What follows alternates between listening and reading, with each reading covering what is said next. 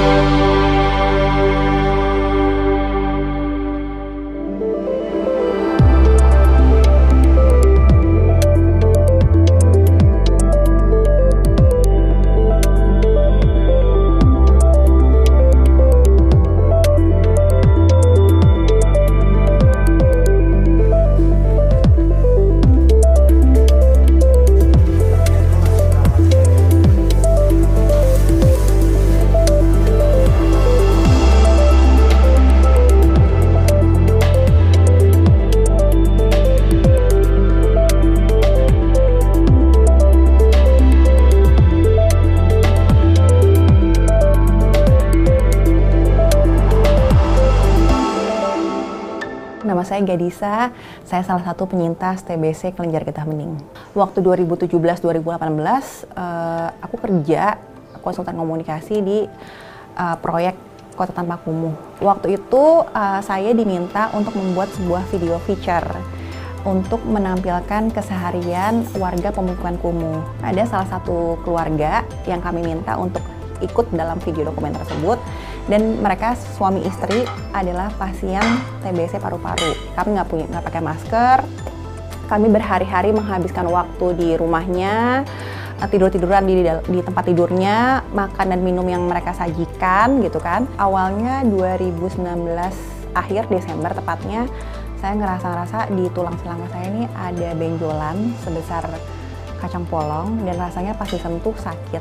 Kemungkinan kanker enggak, kemungkinan tumor enggak, dan alhamdulillah TBC kelenjar getah bening. Waktu itu saya mikirnya alhamdulillah karena bukan kanker, bukan tumor. Selama 10 bulan lah kami berobat, dan dilalainya COVID. Tapi dilalainya ternyata itu ngebantu yang harusnya kalau penyakit TBC itu kan mungkin masih stigmanya kan negatif ya, orang-orang takut ya sama TBC. Tapi karena COVID, jadi orang-orang pada nggak mau keluar kemana-mana.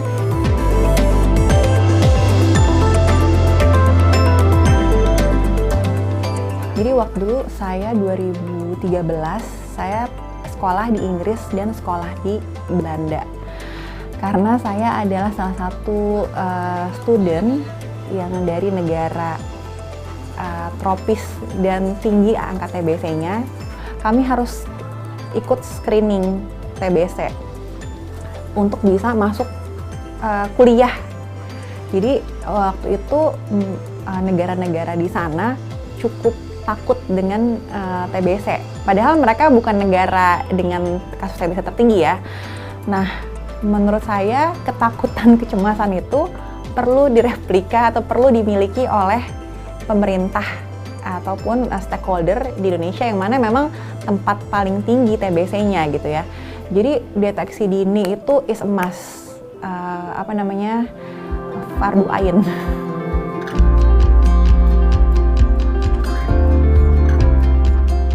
Perkenalkan, saya Maksud Abramania, saya penyintas TBC usus. Dulu tuh saya suka makan makanan yang mecin, yang daging panggangan. Jadi awal mulai saya sakit perut di sebelah kanan. Nah, awalnya saya ngira mah. Ternyata kalau mah itu di sebelah kiri. Jadi pas di sebelah kanan itu ternyata kata teman saya yang dokter itu usus buntu. Kalau misalnya TBC paru kan kurus atau batuk-batuk ya. Kalau TBC usus sih nggak ada efek yang saya rasain sih. Paling cuma waktu pas sebelum operasi sakit perut aja. Jadi waktu itu perut saya itu sempat bolong, sempat ada infeksi juga. Jadinya saya sempat dijahit 2 kali. Jadi pas sempat bolong itu saya jahit 2 kali. Sekarang ini sudah kering sih perut saya, udah tutup kembali. Itu awal-awal itu saya paling nggak suka minum obatnya pahit banget. Jadi sebenarnya saya minum obatnya harus sedikit terus. Seperti itu sih kendalanya sih. Awalnya emang kayak nangis-nangis nggak mau minum obat karena pahit banget. Tapi setelah kalau misalnya kasih tahu sama dokter kalau harus minum obatnya rutin, jadi emang harus wajib minum obat sih biar sembuh. Penting banget sih soalnya kalau misalkan deteksi telat nanti TBC jadi makin parah. Nanti kalau misalkan ternyata kita nggak tahu kita TBC, misalnya TBC paru, jadinya nular ke masyarakat. Soalnya kan TBC paru bisa nular melalui udara, melalui batuk, melalui air liur seperti itu. Jadi kalau misalnya kita nggak deteksi dini, jadi nanti kena ke masyarakat umum seperti itu.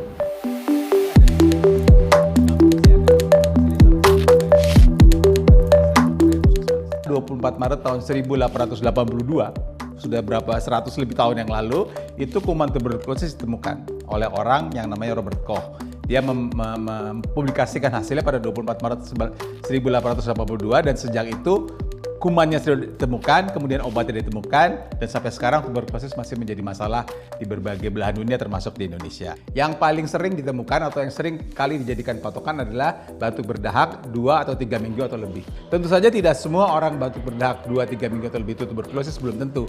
Tapi itu salah satu cara untuk mendeteksi awal kemungkinan tuberkulosis untuk kemudian diperiksa lebih lanjut. Kemudian ada demam.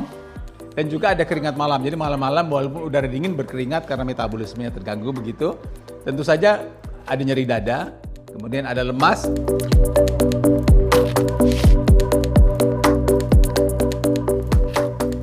Itu karena memang komitmen politik dari orang paling atas itu penting ya, supaya di bawah bisa berjalan bersama-sama.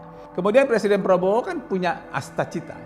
Nah, dalam Astacita itu ada yang disebutkan oleh Presiden ini sebagai quick win. Salah satu quick win itu juga tentang pengendalian tuberkulosis.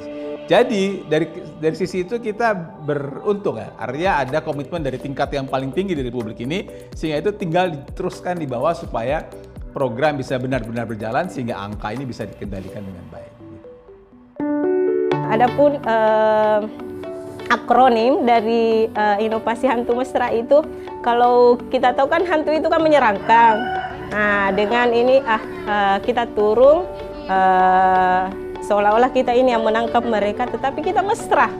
Nah, jadi kita turun sebagai hantu, tapi hantunya hantu penyayang. Akhirnya masyarakat mau. Saya demi kebaikan keluarga saya, yang namanya TB itu kan penyakit menular.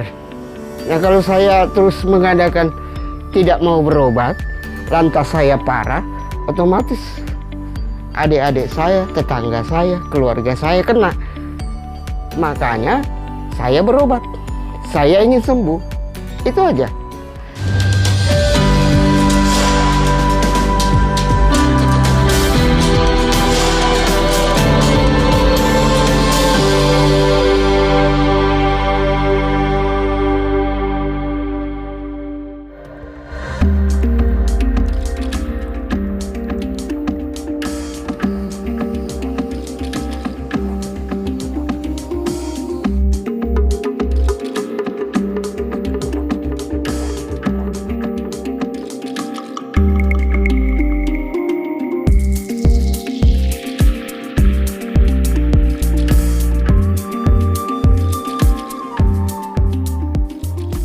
Kasus tuberkulosis di Kota Makassar untuk 3 tahun terakhir ini memang semakin meningkat daripada tahun-tahun sebelumnya ya.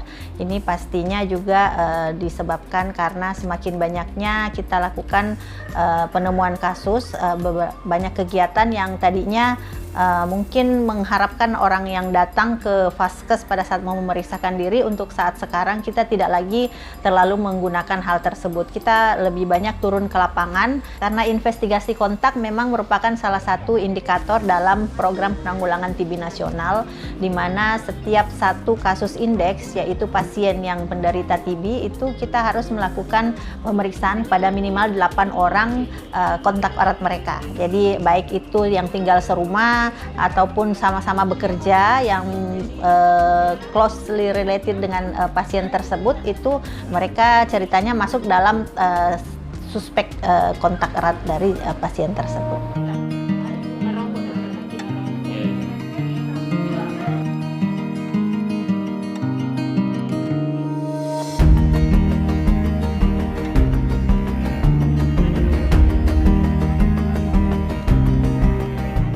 Pengalaman di tahun sebelumnya ketika kami melakukan kegiatan penemuan kasus yang seperti biasa kami mengandalkan kader untuk mengunjungi rumah-rumah orang yang berisiko untuk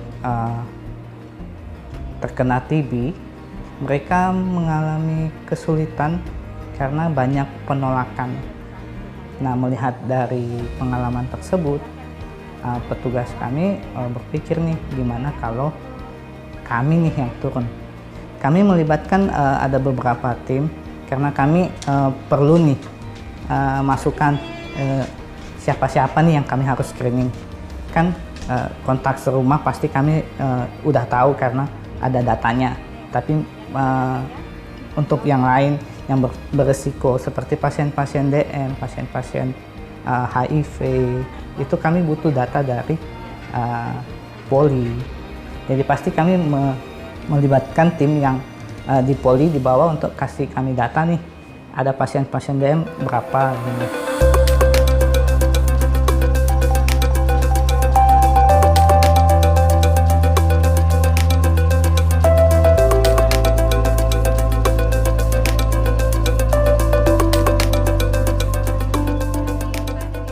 Hantu mesra ini adalah hantu tuberkulosis dengan mengetuk sayang rumah warga. Dan sayang itu betul-betul kami sayang, Mbak. Jadi kami mengetuk rumahnya, Assalamualaikum, terus kami masuk dengan sentuhan, betul-betul menyentuh masyarakatnya. Adapun akronim dari inovasi hantu mesra itu, kalau kita tahu kan hantu itu kan menyeramkan.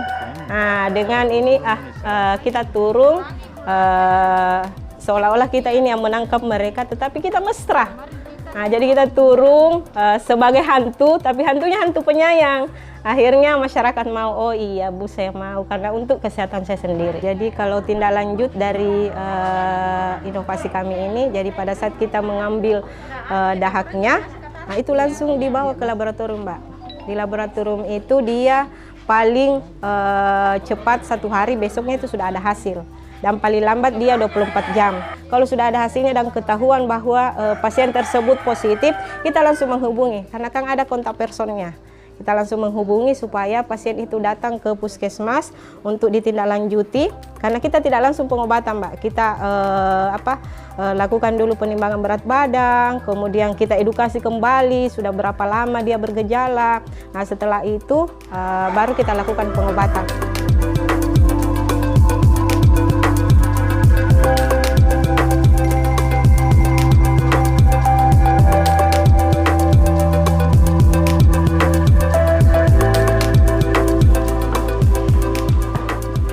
Saya demi kebaikan keluarga saya, yang namanya TB itu kan penyakit menular. Nah, kalau saya terus mengadakan tidak mau berobat, lantas saya parah, otomatis adik-adik saya, tetangga saya, keluarga saya kena. Makanya saya berobat. Saya ingin sembuh. Itu aja. Kalau saya lihat cara-cara mereka itu mencari pasien, memang bagus. Memang mereka door to door, dari pintu ke pintu cari pasien. Dan kebanyakan pasien sekarang itu tidak mau. Karena penyakit paru ini kan malu orangnya. Tertutup. Makanya saya salut dengan tim puskesmas dari Balaparang. Mereka door to door. Jadi face to face bicara secara kekeluargaan.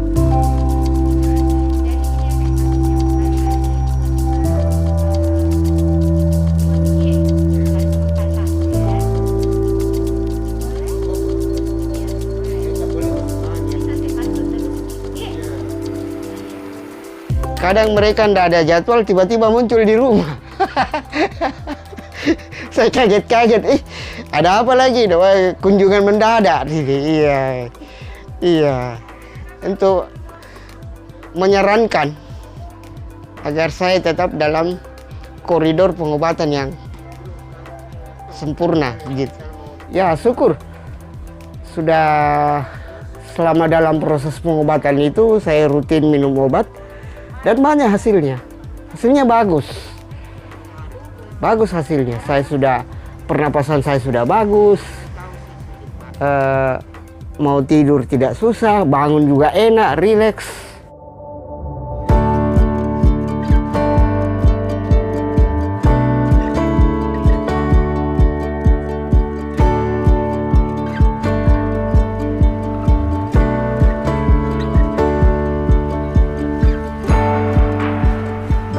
Kita ada namanya inovasi lidah mertua. Lidah mertua ini memang kita tanam gitu kan, artinya untuk kita berikan ke rumah-rumah pasien TB yang memang secara cahayanya kurang dan sebagainya lembab. Jadi eliminasi itu bisa terjadi kalau semua orang yang sakit itu kita temukan, kita obati sehingga mereka sembuh dan tidak menularkan penyakitnya.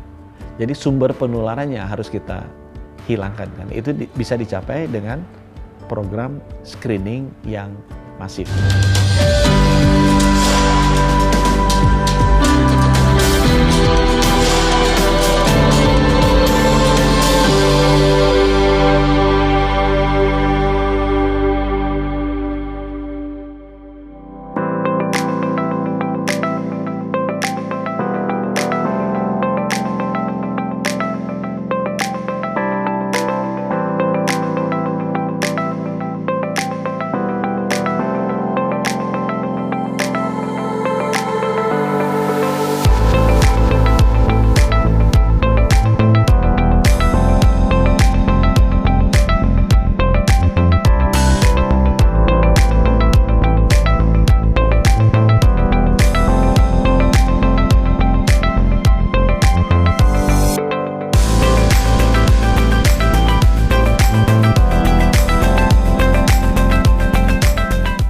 Peran kader itu sangat penting karena kader itu merupakan, kalau kami boleh bilang, ujung tombak yang bersentuhan langsung dengan masyarakat. Jujur saja stigma TB di masyarakat itu masih ada. Oleh karena itu kuncinya tentunya adalah edukasi dan pendampingan. Nah, untuk dua hal ini kami membutuhkan kader. Kader bisa membantu memberikan edukasi kepada masyarakat dengan bahasa yang lebih awam sehingga mudah diterima oleh masyarakat. Kemudian juga dengan kader bisa melakukan pendampingan terhadap pasien sehingga membuat pasien lebih komitmen dan teratur dalam minum obat sehingga bisa mendorong kesembuhan pasien tersebut.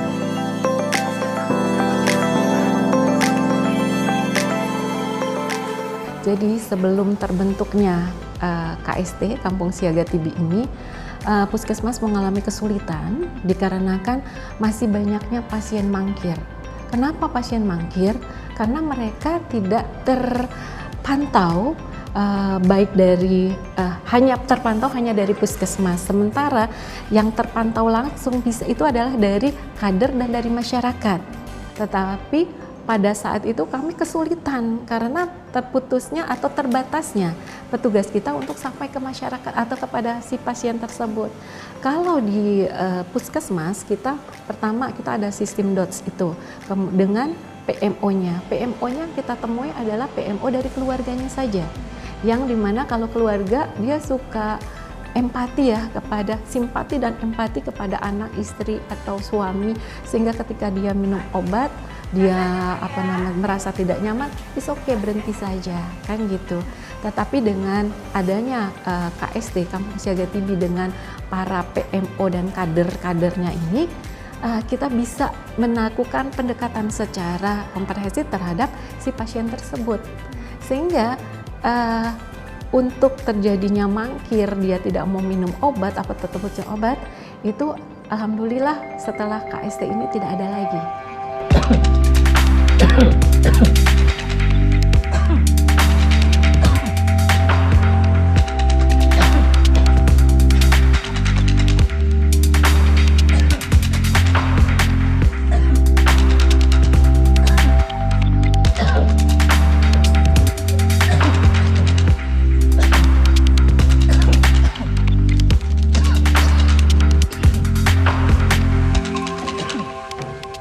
Nah, TOS itu untuk mendata semua warga yang memang mereka itu batuknya selama 2 minggu berturut-turut gitu. Mereka akan isi online bagi form. Jadi kalau ada RT maupun warga yang ingin memberikan surat keterangan, baik surat keterangan domisili, terus juga ahli waris maupun surat tanah, mereka wajib isi TOS. Nah, dari TOS ini men-screening nih mana warga-warga yang memang batuk selama 2 minggu berturut-turut. Yang kedua, kita ada inovasi yang namanya pojok dahak. Nah, pojok dahak ini untuk memfasilitasi nih, karena jumlah warga di RW 3 cukup banyak, makanya kita tampung di pojok dahak. Terus yang ketiga, kita ada yang namanya budidaya lemas, ikan lele dan emas. Nah, dari hobi mancing para RT, kita bentuk nih, artinya ada kolam yang sudah kita buat. Nah, itu hobi para RT itu dari hasil pancing kita kumpulkan di situ gitu kan. Jadi kita ternak di situ, akhirnya memberikan gizi ke pasien TB. Nah, itu kita berikan dalam waktu sebulan atau 2 bulan sekali untuk pasien TB, sehingga pasien TB itu secara proteinnya tercukupi. Yang keempat itu kita ada namanya inovasi lidah mertua. Lidah mertua ini memang kita tanam gitu kan, artinya untuk kita berikan ke rumah-rumah pasien TB yang memang secara cahayanya kurang dan sebagian lembab. Nah, yang kelima kita ada sahabat hati nih, PKK. Sahabat hati PKK ini memang kita bentuk untuk memberikan kepada pasien TB untuk mentalnya lebih kuat lagi, karena memang beberapa pasien TB karena TB gitu kan, mereka sempat drop secara mental dan sebagainya. Kalau kader TB itu bagi saya memang saya termotivasi karena dari warga ya yang terkena terjangkit TB. Dari situ juga hati saya tergerak menjadi kader kesehatan TB. Dan ya alhamdulillah mereka semua mau kita arahin untuk berobat. Tapi memang satu pernah saya alami, ada yang nggak mau karena yaitu mungkin menurut mereka itu sebagai anggapannya suatu aib. Jadi saya selalu arahin karena ini bukan aib lagi. Dan ini harus diputuskan mata rantainya agar tidak terjangkit ke warga yang lain. Waktu itu saya pernah di RT 15, ada warga yang terkena TB itu. Jadi warga si pasien ini sudah nggak semangat hidup. Jadi dia udah nggak mau bangkit dan dia juga bahkan mau bunuh diri waktu itu. Terus akhirnya dengan kedatangan kita beri semangat. Jangan sampai Bapak itu gara-gara hanya penyakit, Bapak jadi putus semuanya gitu. Karena dia bilang nggak pernah bisa kerja, udah gitu sakitnya nggak kunjung sembuh. Tapi alhamdulillah dengan berkat kita nih kader dan tim, ya alhamdulillah sampai sekarang Bapak itu masih berjalan dan alhamdulillah sudah sembuh dari penyakit TB.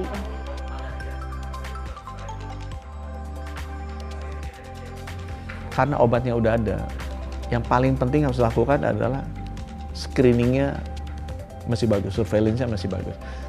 Jadi kita harus temukan sebanyak-banyaknya secepat mungkin. Karena kalau udah ketemu, diobati, orang ini nggak menularkan, itu akan membuat tingkat penyakitnya turun. Jadi eliminasi itu bisa terjadi kalau semua orang yang sakit itu kita temukan, kita obati sehingga mereka sembuh dan tidak menularkan penyakitnya. Jadi sumber penularannya harus kita hilangkan kan. Itu bisa dicapai dengan program screening yang masif.